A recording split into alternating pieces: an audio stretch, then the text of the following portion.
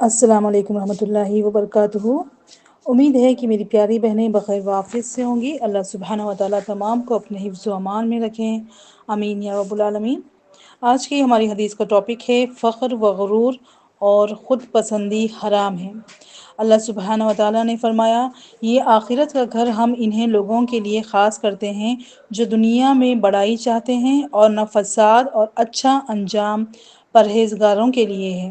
اور فرمایا اللہ تعالیٰ نے، اور زمین میں اکڑ کر مت چل۔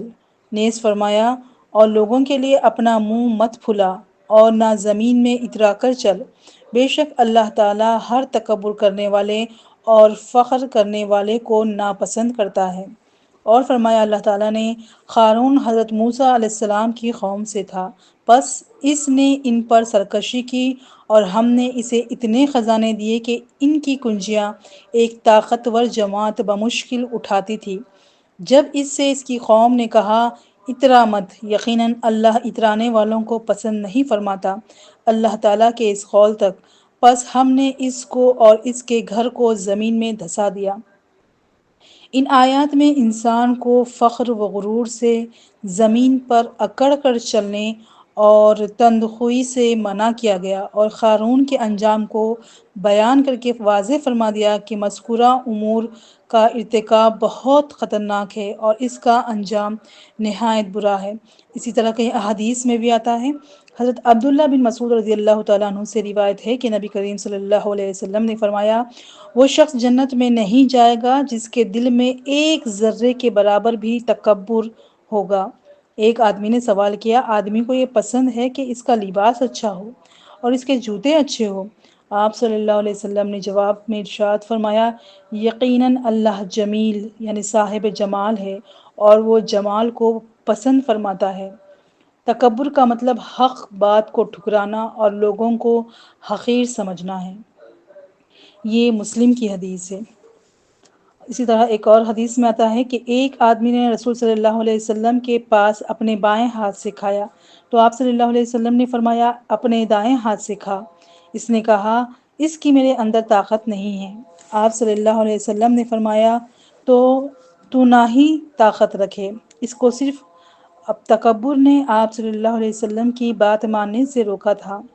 راوی نے بیان کیا کہ اس کے بعد وہ آدمی اپنے دائیں ہاتھ کو اپنے منہ کی طرف نہیں اٹھا سکا۔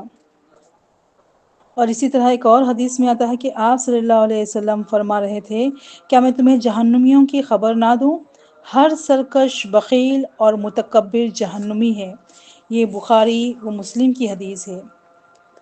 ایک اور حدیث میں آتا ہے کہ جنت اور دوزخ نے باہم جھگڑا کیا۔ دوزخ نے کہا، میرے اندر بڑے بڑے سرکش اور متکبر لوگ ہوں گے، اور جنت نے کہا، میرے اندر کمزور اور مسکین قسم کے لوگ ہوں گے۔ تو اللہ نے ان کے درمیان فیصلہ فرمایا کہ اے جنت، تو میری رحمت ہے، میں تیرے ذریعے سے جس پر چاہوں گا رحم کروں گا، اور اے دوزخ، تو میرا عذاب ہے، میں تیرے ذریعے سے جسے چاہوں گا عذاب دوں گا، اور تم دونوں کے بھرنے کی ذمہ داری مجھ پر ہے۔ یہ مسلم کی حدیث ہے۔ اور اسی طرح آپ صلی اللہ علیہ وسلم نے ایک اور حدیث میں فرمایا کہ 3 آدمی ہیں جن سے اللہ تعالیٰ قیامت والے دن نہ کلام فرمائے گا، نہ انہیں پاک کرے گا، اور نہ ان کی طرف رحمت سے دیکھے گا۔ تو ان میں سے ایک شخص تکبر کرنے والا ہے۔ یہ مسلم کی حدیث ہے۔ تو ان احادیث سے ہمیں پتہ چلتا ہے کہ تکبر کتنا خطرناک چیز ہے، اور اس کے انجام بد کی وضاحت کی گئی ہے۔ یعنی متکبرین کا جو ٹھکانہ ہے وہ جہنم ہے۔ جنت کو اپنی رحمت کہنے کا مطلب رحمت، اور جہنم کو اپنا عذاب کہنے سے مقصد عذاب ہے۔ اس میں اللہ کی مشیت کا جو ذکر ہے، اس کا مطلب یہ نہیں کہ وہ یوں ہی جسے چاہے گا جنت میں اور جسے چاہے گا جہنم میں بھیج دے گا، بلکہ اس کی یہ مشیت اس کے مقررہ اصول کے مطابق ہی ہوگی۔ جنت میں جانے والوں کو وہ اعمال صالح کی توفیق سے نوازتا ہے جن سے ان کے لیے جنت کا راستہ آسان ہو جاتا ہے، اور جو جہنم میں جانے والے ہوتے ہیں وہ اسی کی دلدل سے یعنی کہ گناہوں کے دلدل میں ہی پھنسے رہتے ہیں، جس کا نتیجہ یہ ہوتا ہے کہ جہنم ان کا مقدر بن جاتی ہے۔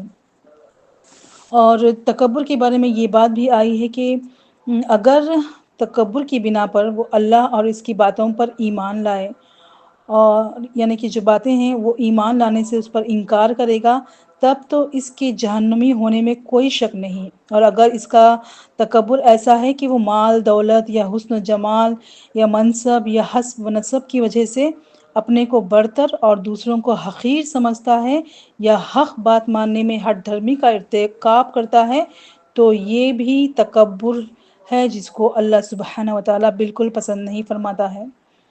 تو یہاں پر تکبر کے بارے میں یہ چیز معلوم ہوئی ہے، اور غرور کے بغیر اچھا لباس وغیرہ پہننا جائز ہے۔ اللہ سبحانہ و تعالیٰ سے دعا ہے کہ اللہ تعالیٰ ہم تمام کو تکبر سے محفوظ فرمائیں اور ان احادیث کو سننے کے ساتھ ساتھ عمل کی توفیق عطا فرمائیں۔ جزاکم اللہ خیر۔ السلام علیکم ورحمۃ اللہ وبرکاتہ۔